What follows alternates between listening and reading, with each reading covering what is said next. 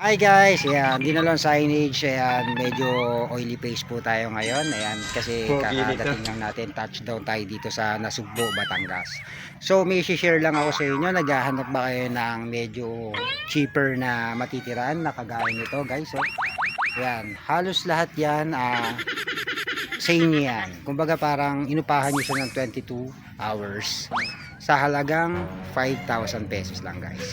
Ang pangalan nga pala ng resort na to guys ay yung pinaka The Tree House, ay kung makikita ninyo dito sa ating screen. Ito yung mismong pinuntahan namin. And then ang pinaka beach niya ay siguro mga walking distance dito, mga 2 minutes to 3 minutes depende sa paglalakad niyo, no? So ituturo ko kayo dito guys. Una, pagpasok niyo dito sa gate, ito yung pinaka gate nila, ayan oh. Talagang mare-refresh kayo dito guys. Ito yung agad yung mabunga ninyo. So take note, may wifi nga pala sila dito guys. Ayan ang maganda rito. So ito yung pinaka parang ayan oh, pinaka kubo nila. Ayan oh, medyo maraming bamboo. Tapos din hindi naman siya ganun kataas. Ayan, pwede nyo rin gamitin yan. Tapos ang kagandahan dito, meron din siyang mga kwarto. Ayan. Ito yung open air na tinatawag. So pasukin natin. Ayan guys, kung makikita nyo, ayan, naka open air, may kulambo, may electric fan. So yung kama. So malinis siya guys. Kung mapapansin niyo, talagang native yung pinaka ambience niya. So ito naman yung pinaka ano niya, paligid niya. At ito yung mismong kwarto na may aircon. Ito, halagang 5,000 lang yan guys. Buong yan hanggang dito. Yan, saka isang kwarto at saka itong aircon na to para sa mga bata kung gusto niyo mag-ano diyan. And then ang maganda rito guys, isang buto. Yan. At saka meron siyang common CR dito. Ito, common CR. Tapos then shower room. Yan.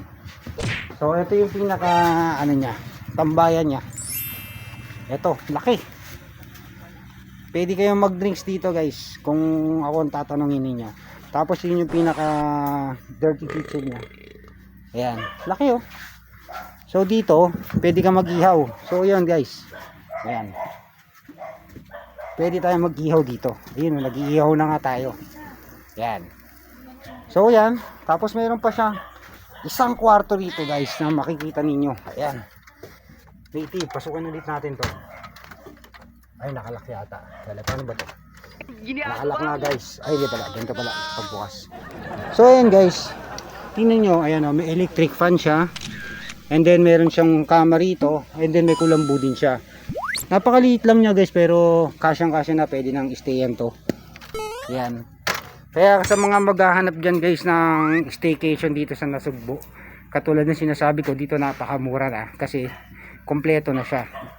Ayan o, laki ng tambayan. Yan, ikot ko kayo. Tapos 2 minutes, 3 minutes lang dun sa beach. Bukas ipapasyal ko kayo dun sa beach nila kung gaano kaganda. And then ang maganda dito, libre yung video okay. Yan, tama-tama sa mga tropa. Yan, may video okay sila. And then may mga ano sila sa rep. Yan o. Para kung may dala kayong mga ulam, pwede kayong magluto. Yan. May rice cooker din sila. Ayan, nagluluto na tayo. Kaya wala na kayong dadalhin dito. Mga baso, ayan, mga ano nila. Malinis yung pinaka kitchen nila. So ayan guys, ito yung niluluto natin na pork chop. Ay, yan po.